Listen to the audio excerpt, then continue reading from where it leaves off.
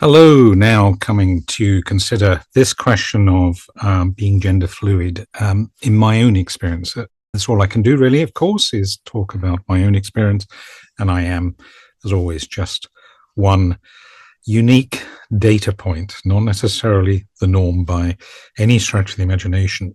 But a key question, perhaps, that might have been relevant a lot earlier in my life when I may have considered transitioning is whether that would have been the right thing to do.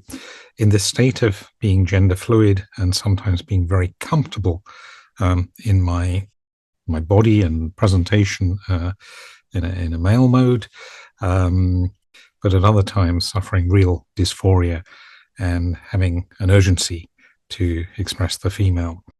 And it is the nature, I think, again, in my experience of being gender fluid, that that urgency, that desire, that interest is very prevailing. It's there a lot of the time. And that's probably because it is largely suppressed a lot of the time. So I could very easily, and indeed believed for quite some time, have drawn the conclusion that yes, I was born in the wrong body or whatever, and was really very sure that I wanted to transition and live as a woman.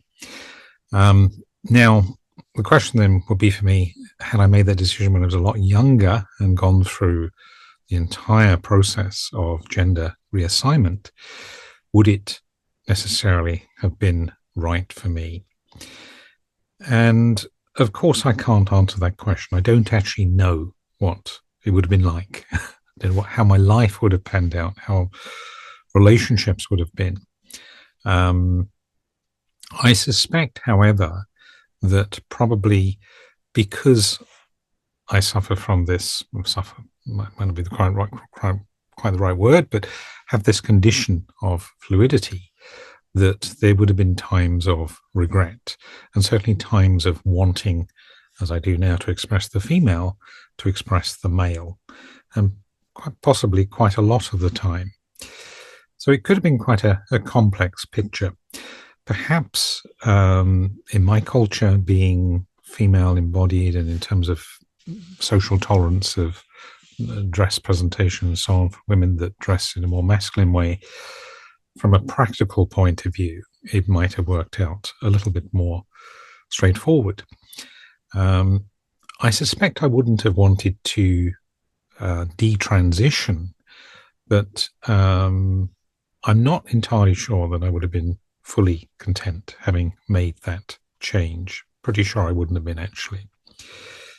So that might raise the question around the potential to confuse being truly someone who feels that they are totally at odds with the body they're living in and their gender that they want to present, which of course there are many, and many who go through that process of transition who are absolutely certain many years later in their life that it was absolutely the right thing for them to do, and almost certainly it was. And those of us perhaps in a minority like me who are fluid, who might have believed that because of this urgency, this regularity of this desire to express that, in my case, feminine side, who potentially could have made a mistake going down that road. Now, I guess that's going to have to be for every individual to decide. The problem is very often that decision is being made, or ideally would be made, perhaps fairly early on in life. Particularly if that's the case, if puberty blockers and things like that can start playing a role. And I know for myself, and again, I can only speak for myself, that at a young age, even with a lot of counselling, which I'm sure would have, well, I'm not sure in my day it would have been available, but hopefully today it is, and guidance, I'm not entirely sure that I would have had anywhere near the all-round self-awareness, even this awareness of the idea of being gender fluid, in order to make that decision. There are some safeguards here in the UK in that before the kind of final irreversible surgery, and indeed before you can receive a gender assignment certificate. What's it called? A gender assignment certificate? Gender recognition certificate.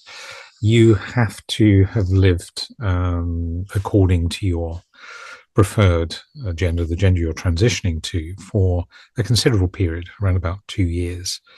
So you would hope actually during that period that I guess if there is this gender fluidity thing going on, that maybe there would have been questions that arise. But I don't know. It's an important question, I think, to hold, and maybe it is one that is being asked by the counsellors and the psychologists and others who are helping folks through that transition. Anyway, this is purely my experience. I don't think I would have detransitioned. I think I would have lived in that role. I don't know how my personality would have given me perhaps greater steps in life and careers or whatever. I don't know. I think Anya is much more confident and outgoing. It could well, I'm sure it would have been a very different life, but I'm not entirely sure it would have been right for me.